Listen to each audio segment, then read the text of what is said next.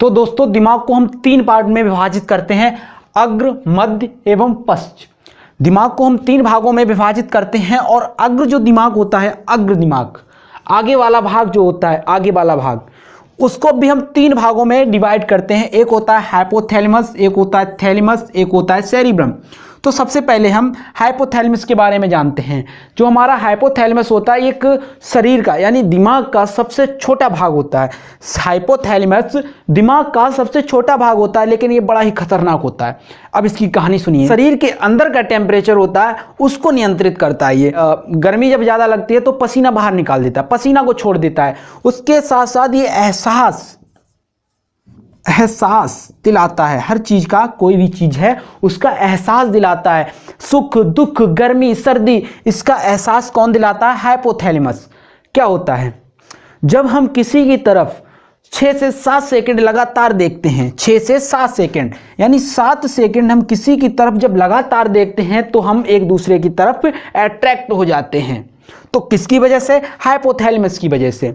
जब हम लोग 7 सेकंड से अधिक किसी की तरफ देखते हैं तो अट्रैक्ट होने लगते हैं ऑटोमेटिक की।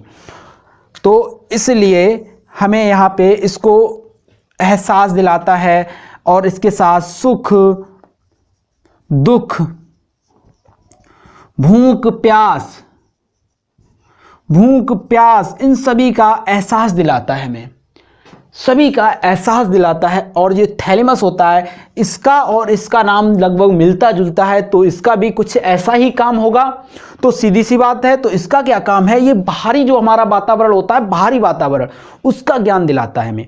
जो बाहरी वातावरण होता है उसको हमें बताता है कि भाई गर्मी है, सर्दी है, भाई कपड़े और पहन लो, कपड़े उतार दो, यानी कि जैसा मौसम उसी के हिसाब से ये हमें कंट्रोल करता है और कहता है भाई गर्मी ज़्यादा है, कपड़े उतार दो, साइड पे रख दो, सर्दी है, कपड़े पहन लो। ये हमें बताता है कौन? थैलेमस बताता है। तो यानी कि बाहरी वातावरण का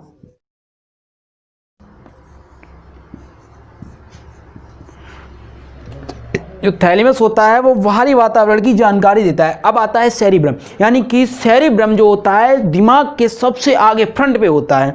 और यह जो होता है सेरिब्रम, ये हमारे दिमाग का 66% भाग होता है, यानी कि 66% भाग किसका होता है? सेरिब्रम का। और ये देखो, सेरिब्रम जिसका स्ट्रॉन्ग होगा समझ लो उसको वो बहुत ही ज़्यादा बुद्धिमान होगा। और सेरिब्रम क्या करता है? हमें जिज्ञासु बनाता है, जिज्ञासा देता है, भाई और कुछ सीखो, कुछ नया करो। ये कौन कराता है? सेरिब्रम कराता है। उसके बाद इसको हम एक और नाम से जानते हैं जिसका नाम होता है प्रामस्तिष्क। किस नाम से? प्रामस्तिष्क के नाम से इसको और जानते हैं। प्रामस्तिष्क के नाम से सेरिब्रम को हम जानते हैं। और इसको हम नई नई चीज़ें जैसे सीखनी हो तो हमें कौन सिखाता है? सेरिब्रम सिखाता है। अगर हमें कोई एहसास होता है तो ये सीधा संपर्क किससे करता है? सेरिब्रम से करता है। अगर कोई हमें एहसास होता है, सुख दुख भूख प्यास, अगर हमें कोई एहसास होता है तो ये सीधा संपर्क किससे करता है? सेरिब्रम से। सेरिब्रम कहता है भाई वास्तव में कमी है इस चीज़ की, भाई ले लो। तो यह सारी प्रक्रियाएं वो करता, ये वो सारी प्रक्रियाएं करता है जिस चीज़ की हमें ज़रूरत होती है। अब हमें कुछ नया सीखना है, कुछ नया करना है तो कौन कराएगा? सेरिब्रम कराएगा। कुछ नया सीखना है तो कौन कराएगा? सेरिब्रम कराएगा। और अलग अलग इच्छाएं हमारी होती हैं, किसकी वजह से? सेरिब्रम के कारण होती हैं। अगर सेरिब्रम अगर हमारा स्ट्रांग है तो हमारी याददाश्त बहुत मजबूत होगी। तो ये क्या करता है? जिज्ञासु बनाता है,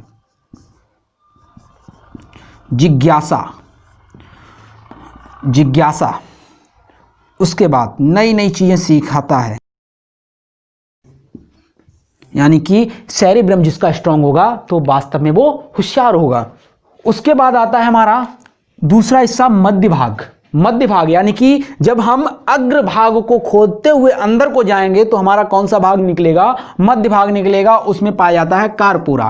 कार्पोरा क्या करता है? जैसे मैं पढ़ा रहा हूं तुम लोगों को, मैं आप लोगों को समझा रहा हूं कि भाई ये नहीं, ये कार्पोरा है, ये मध्य दिमाग है, नहीं ये दिमाग है। तो अगर हम ये सब कुछ बोल रहा हूं तो तुम्हें सुनाई दे रहा है किसके कारण? कार्पोरा के कारण सुनाई देना। और जो तुम देख रहे हो, अभी जिस चीज को आप देख रहे हो वो किसके कारण होता है? कार्पोरा के कारण होता है। यानी सुनना और दिखाना किसका काम होता है? कार्पोरा का होता है। और ये कार्पोरा क्या करता है? जब किसी चीज को सुनते हैं तो ये किसके पास भेजता है? सेरिब्रम के पास भेजता है और सेरिब्रम ये समझता है कि हाँ ये क्या चीज़ है, ये हाँ किताब है और ये मार्कर है, ये माइक है। इन चीज़ों का ज्ञान हमें कौन कराता है? सेरिब्रम कराता है। लेकिन कार्पोरा का काम क्या हो? सिर्फ देखना और सुनना देखना सुनना, देखना और सुनना, देखना और सुनना किसका काम होता है? कार्पोरा का। उसके बाद सेरिब्रल, सेरिब्रल का कार्य क्या होता है? जो स्पाइनल कॉर्ड होती है जिसको हम हिंदी में बोलते हैं मेरुरज्जा, मेरुरज्जु, मेरुरज्जु, ये मेरुरज्जु से संपर्क रखता है हमेशा। और हमारा मेरुरज्जु कहाँ से स्टार्ट होता है? यहाँ से स्टार्ट होता है और कमर तक आता है। कहाँ से स्टार्ट होता है? यहाँ से स्टार्ट होता है और कमर तक आता है और यह मेरुरज्जा से संपर्क रखता है। और मेरुरज्जा को हम एक और नाम से जानते हैं, second brain, second brain, second brain, second brain को नाम से हम मेरुरज्जु को जानते हैं। बहुत ही निराला है सेकंड जो ब्रेन है, मेरुरज्जु है, ये बिल्कुल ही निराला है। इसको जब हम पढ़ेंगे बहुत ही मजा आएगा। अब आते हैं सेरिबेलम के पास। किसके पास? सेरिबेलम के पास। ये क्या करता है? ये हमारे बॉडी का बैलेंस बनाता है। क्या करता है? बैलेंस बनाता है, बैलेंस बनाता है। अच्छा, बैलेंस की बात करते हैं। बैलेंस देखिए, अगर मुझसे ये कहा जाए कि भाई रस्सी पे चल के दिखा, तो रस्सी पे चल पाऊंगा?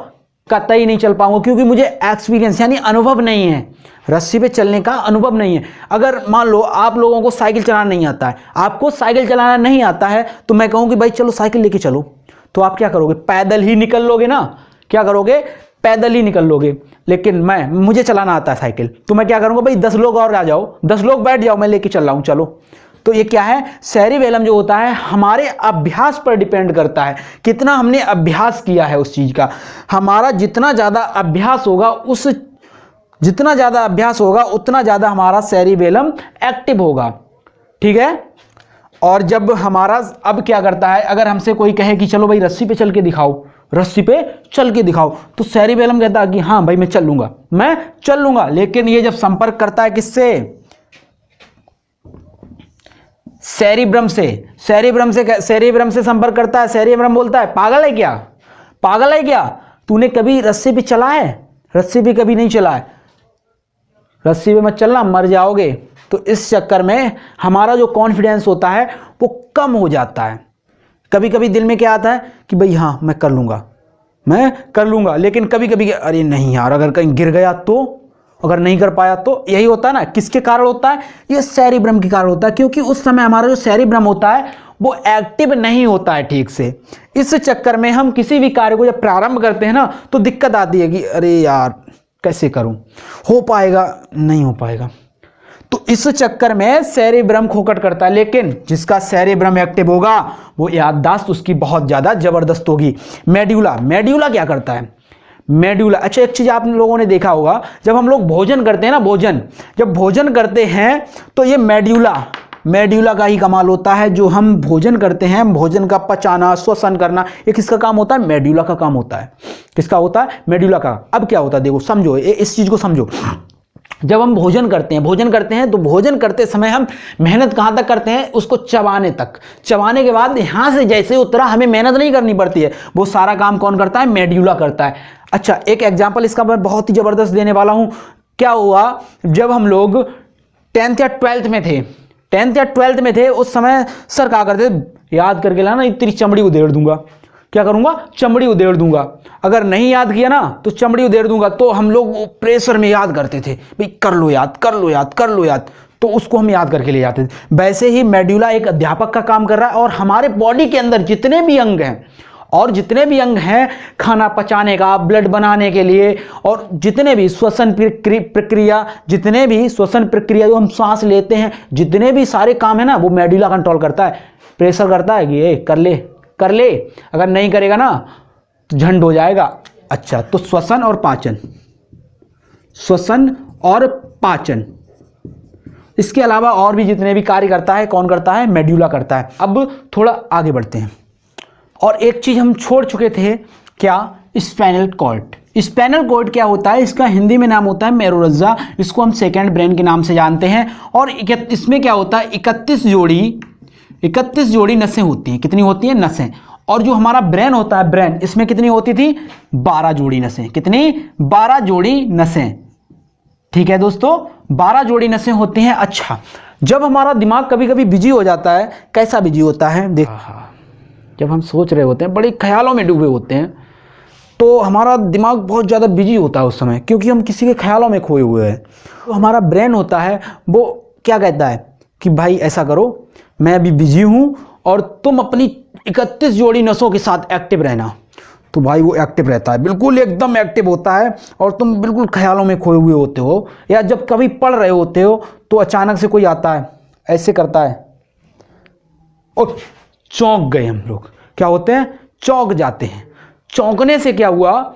हमारा जो एक्टिव था दिमाग, ये नहीं जानता भाई, किसी नए आदमी से कहो कि भाई तू ऐसा कर, साइकिल चला, भाई एग्जाम्पल, साइकिल चला के देखा, नहीं चला पाएगा।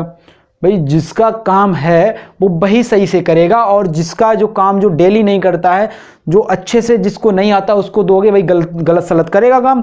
तो इसको भी भाई कोई डेली तो हमें काम देना नहीं होता है, दिमाग हमारा डेली तो काम देता नहीं, कभी कभी की बात है वो। अब वो चौंक जाता है। अब ये क्या करता है, जो हमारा सेकंड ब्रेन होता है, यानी स्पाइनल कॉर्ड होता है, ये सीधा संपर्क किसको करता है? सीधा संपर्क सेरिब्रल को करता है। किसको करता है? सेरिब्रल को करता है। सेरिब्रल क्या करता है? सेरिब्रम के पास जाता है। किसके पास?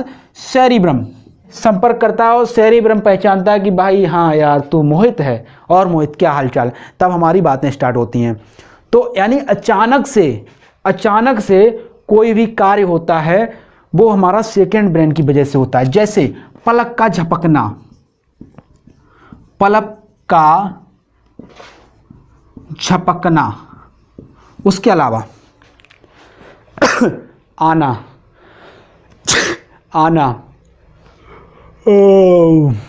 आना यानी कि खांसी आना, छींक आना और जुआई आना। खांसी आना,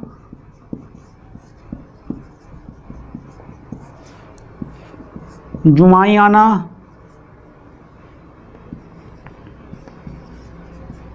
उसके बाद छींक आना। ये किसके कारण होते हैं? स्पाइनल कार्ड के कारण होते हैं। स्पाइनल कार्ड के कारण होते हैं। तो मुझे लगता है ये टॉपिक आप लोगों को अच्छे से समझ में आया होगा। मिलते हैं दोस्तों नेक्स्ट वीडियो में, तब तक के लिए जय हिंद, वंदे मातरम।